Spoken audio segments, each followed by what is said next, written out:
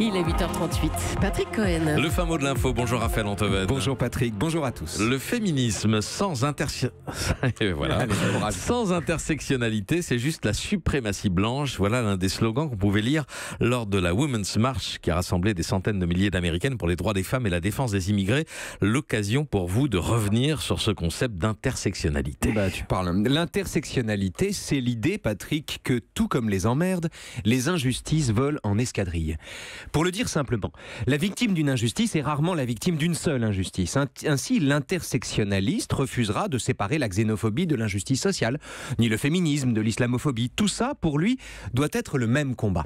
Ce qui provoque des conflits de loyauté au sein des luttes elles-mêmes. Quand l'association LALAB s'oppose, malgré le féminisme qu'elle revendique, à la pénalisation du harcèlement de rue, c'est l'intersectionnalité qui parle, puisque la lutte pour les droits des femmes est tempérée par la lutte contre le racisme, le refus du délit de faciès et l'étrange synonymie à leurs yeux d'ailleurs de la rue avec les racisés.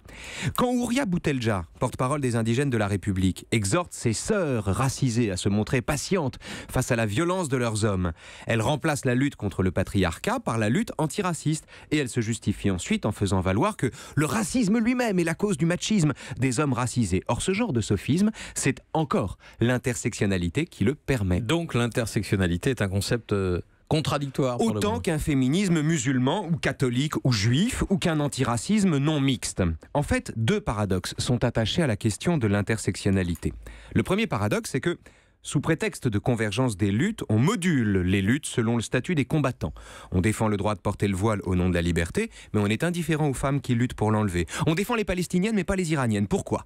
On approuve Balance ton port, mais on ne pénalise pas le harcèlement. On prétend lutter pour tous, mais on voudrait que seuls s'expriment les concernés. En un mot, on oppose la multiplicité à l'universalité. Second paradoxe, alors qu'elle semble faire droit à la diversité des combats, l'intersectionnalité est profondément manichéenne et amalgame sans nuance tout ce qui n'est ni blanc, ni institutionnel, ni bourgeois, ni parfois masculin. D'où ce slogan crétin.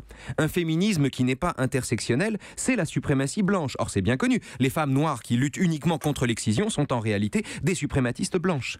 Dès lors, alors qu'elle se présente comme une lutte contre la stigmatisation, l'intersectionnalité culmine paradoxalement dans la désignation d'un bouc émissaire. Le blanc, le sale blanc, l'étron blanc, comme dirait Yasmina Reza.